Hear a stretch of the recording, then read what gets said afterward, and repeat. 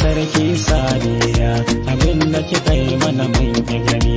Sakon da Buhari ya bayar Halima ke matan tunikin bayar, ku bar zagin ta minista sadiya ba ta cin haƙƙin kowa.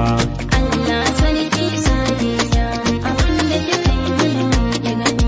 Sakon da Buhari ya bayar Halima ke matan tunikin bayar, ku bar zagin ta minista sadiya ba ta cin haƙƙin kowa. Allah sarki sadiya abinda kika yi mana mun ki gani. Sakon da Buhari ya bayar Halima ke matan tunikin bayar, ku bar zagin ta minista sadiya ba ta cin haƙƙin kowa. Sannan ko kuma magana addini, kayan abinci ne aka ba 'yan Najeriya da suke bukata.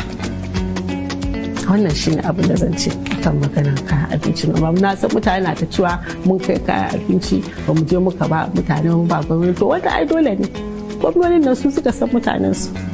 Mu namu mun soke, Allah kuma ya sani. Minista ta yi ta magana mu muka kasa fahimta tun farko, abinda Buhari ya bayar ashe ministan ita mata aiko.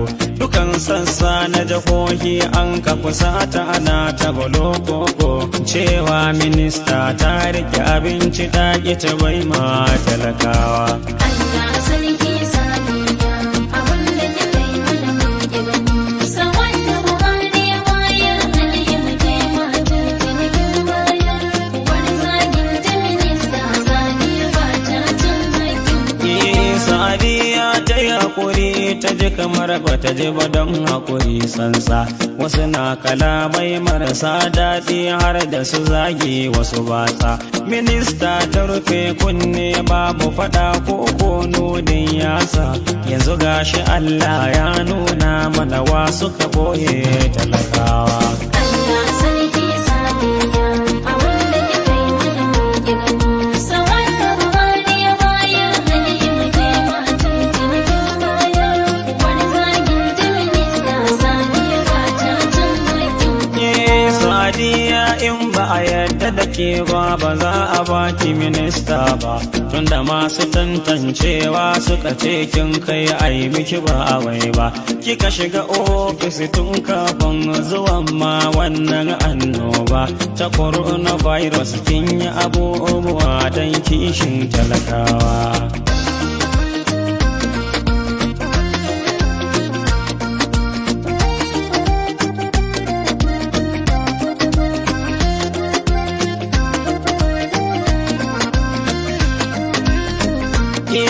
Yanzu 'yan ƙasa ne suka ban sako in zo in ce maki sun toba, tunda sun ta zage kazafi akan kike baki ce masu komai ba.